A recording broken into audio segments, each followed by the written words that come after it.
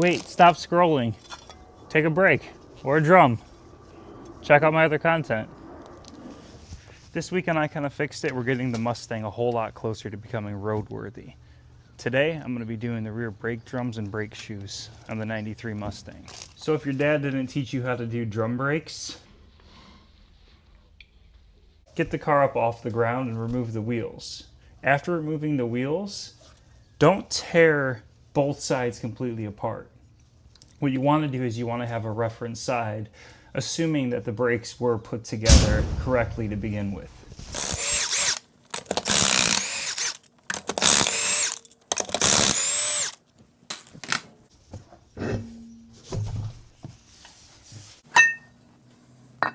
So if you pull off your rear drum and you notice it's a little bit wet inside, brake shoes are covered in gear oil for the rear differential.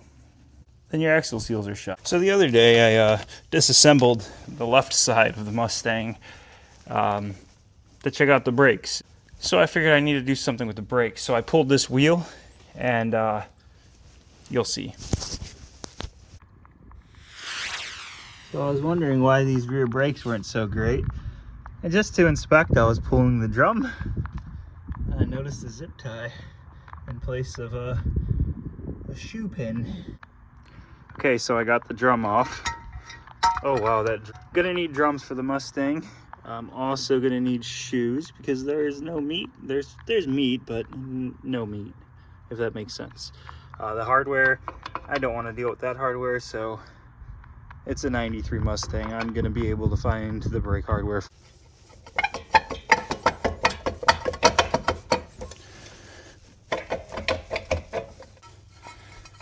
So if you notice immediately that this brake shoe is not up against here.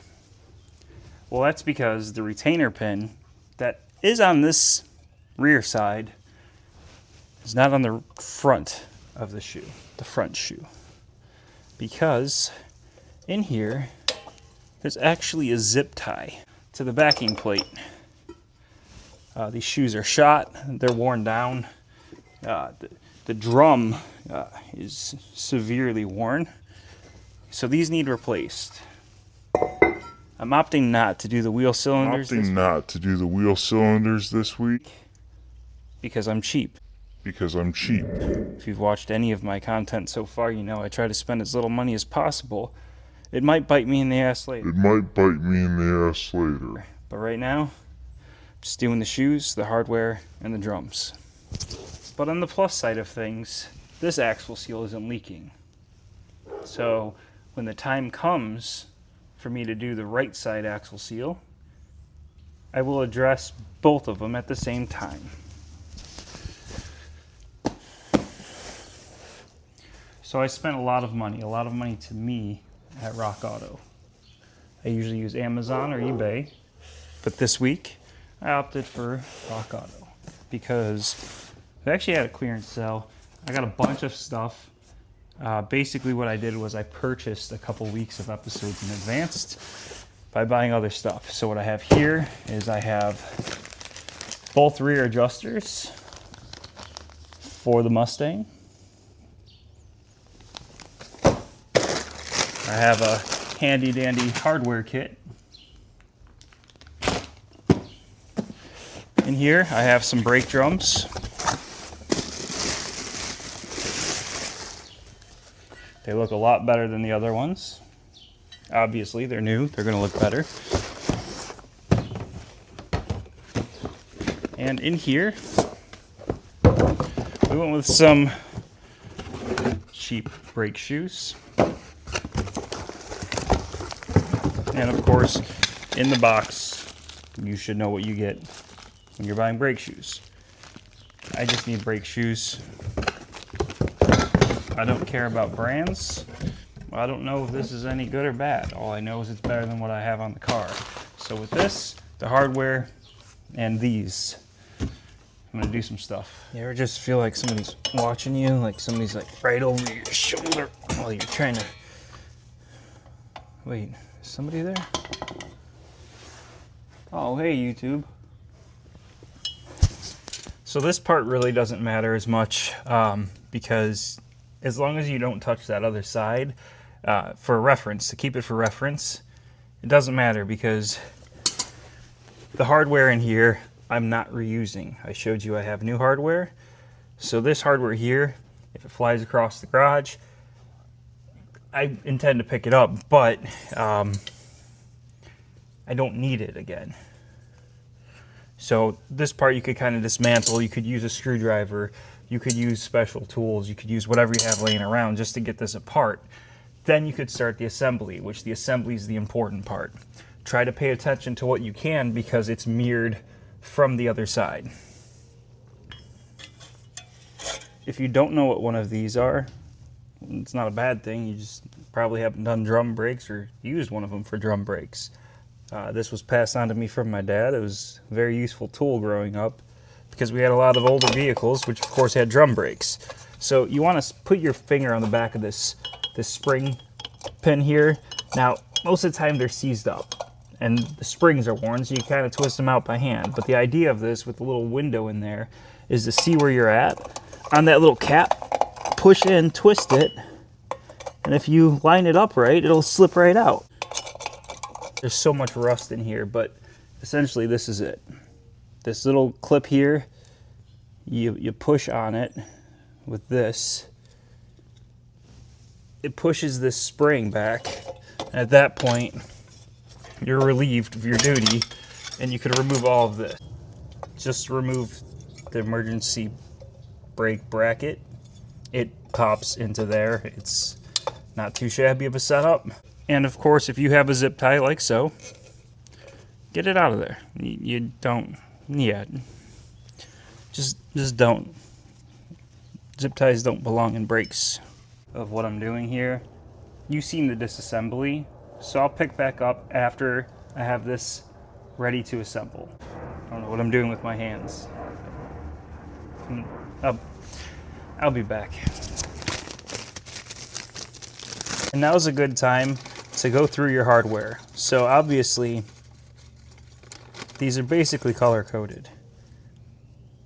You could split this bag up in advance and say, okay, I'm right here. I'm going to take out this white spring. I'm going to take out this green spring. I'm going to set them here. There's also a red spring in here. I'm going to set this here. So in the bag, I know what I have and what I need for the other side. Because you're going to be doing a lot of getting up, checking the other side, mirroring it in your brain, and coming back over.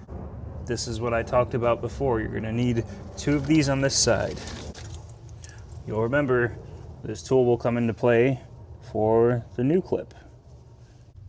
And don't be afraid to take pictures and reference your own phone. There's no shame in that. There's nothing wrong.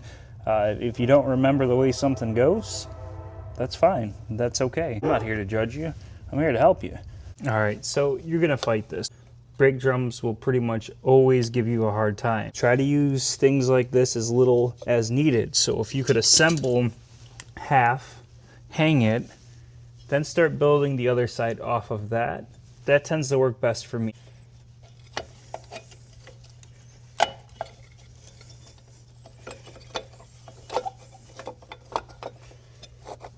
This is the part that everybody's always warned you about. You could try a screwdriver like this.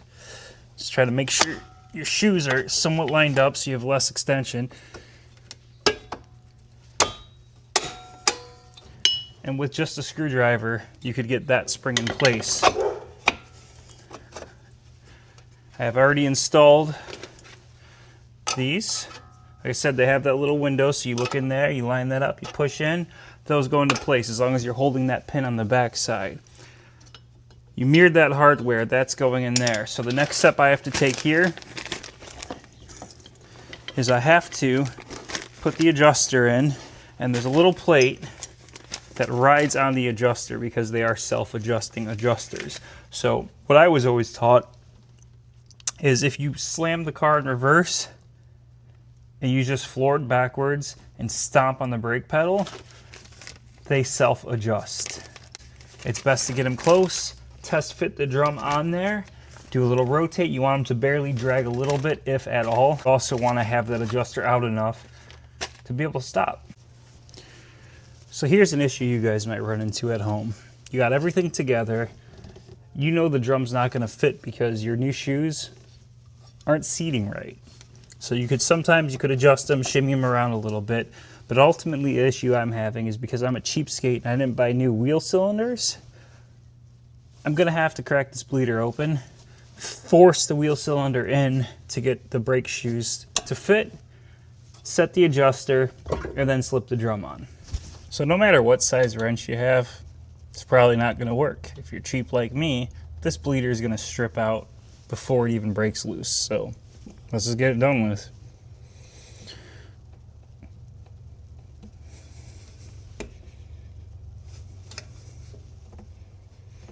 And it's already stripping, so being cheap strikes again. Wheel cylinders coming up soon. I take it back. I got the bleeder open. So with some persuasion, I did get the wheel cylinder to move.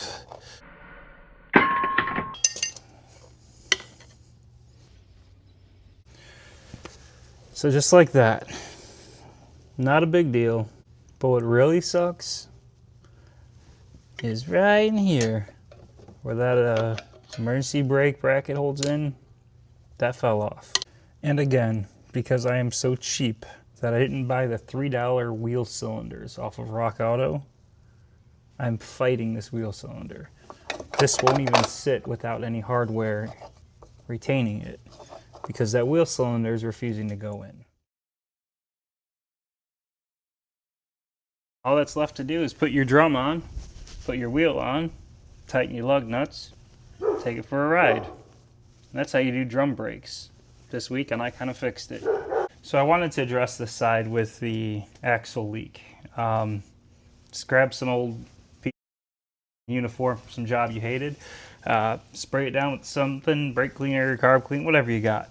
Just wipe it, just clean it up a little because you really don't want that axle grease on your new brakes. It's going to happen until you fix the issue. You really should do everything all at once.